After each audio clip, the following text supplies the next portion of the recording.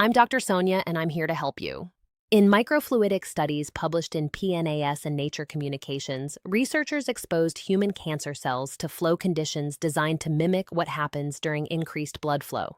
And as shear stress increased, survival of circulating tumor cells decreased. When I say shear stress, okay, I'm talking about the shunting of blood when you are in zone 5. Remember, zone 5 is that 90% of maximum heart rate or above. We can think about it on the Stairmaster at the gym on level 15 and above. You're fighting for your life, so you've got the sheer force of blood just shunting through your system. All of this, okay? And it's believed that that sheer force can eliminate circulating tumor cells, which gives a mechanistic plausibility to the idea that repeated bouts of increased blood flow could make the circulatory environment less forgiving to tumor cells attempting to metastasize. I want you to really take that in. We are not at a point where we can say, go for a run or go on the Stairmasters and you've solved metastases, because that would be so absurd. But what we can say is that exercise creates biological and mechanical conditions to make several steps in the metastatic process more difficult. We want to make it difficult for them, and that's a meaningful concept where metastases is what kills people. Then we can talk about immune surveillance. What does exercise do for immune surveillance? Well, exercise mobilizes natural killer cells and cytotoxic T cells. And in preclinical models, exercise increases immune cell infiltration into tumor tissue. And while human evidence is more complex, the concept is clear. Exercise is repeatedly activating and redistributing immune function, and immune function is central to suppressing malignant cells. Those two mechanisms are phenomenal, and then there's metabolic signaling. This is what we always talk about. You've probably heard several physicians, several researchers talking about one thing. Exercise improves insulin sensitivity. It lowers insulin and IGF-1 signaling. And exercise also reduces chronic inflammation, which changes the growth signals available to residual malignant cells. What else does exercise do? Well, there's the concept of muscle. Because survivorship often involves rebuilding from a state of physiological depletion, and the patients with low muscle mass are at a higher risk, not only for physical decline, but also for worse long-term outcomes.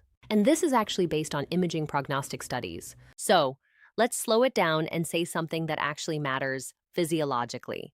I would say this is where people either become overly hopeful or overly fatalistic.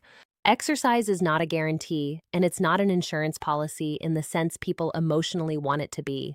Because biology doesn't make promises, but exercise is one of the few interventions that repeatedly shows benefits across the entire cancer continuum, from reducing risk of certain types of cancers to improving treatment tolerance to improving quality of life to plausibly influencing mechanisms related to reoccurrence and metastatic potential. And this is why in modern oncology exercise has moved from being nice to being increasingly described as a pillar of care. Before I close this episode, because this was just part 1, I really wanted to introduce the evidence for exercise as a whole on cancer, metastases, prognosis, prevalence. We need to do 2 things, though. We need to talk about what this actually means, because credibility depends on limitations, and we need to give people a practical way to think about implementation without turning this into, generic fitness advice. So, first, limitations. Not all cancers show the same relationship with exercise prevention in these studies. And that's expected because cancer is not one disease.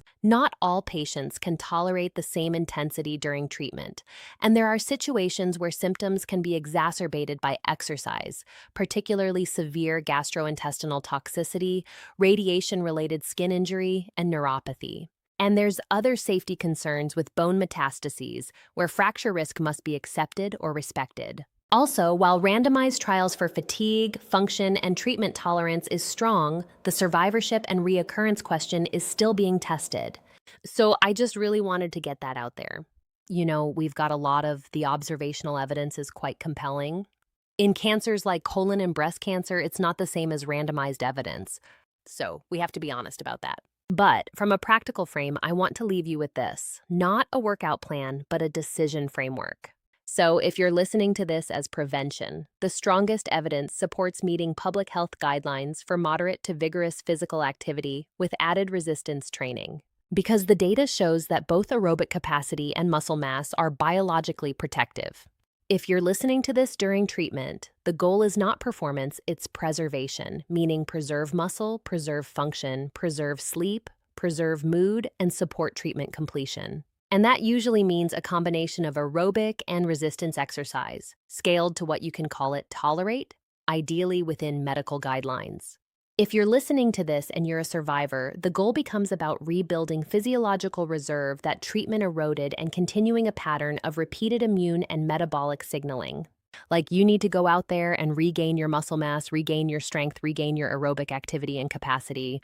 And if there's one sentence that captures the entire scientific arc, it's that exercise does not work as a motivational concept. It works as a repeated physiological stress that remodels metabolism, immunity, circulation, and muscle. And those are the systems cancer interacts with at every stage.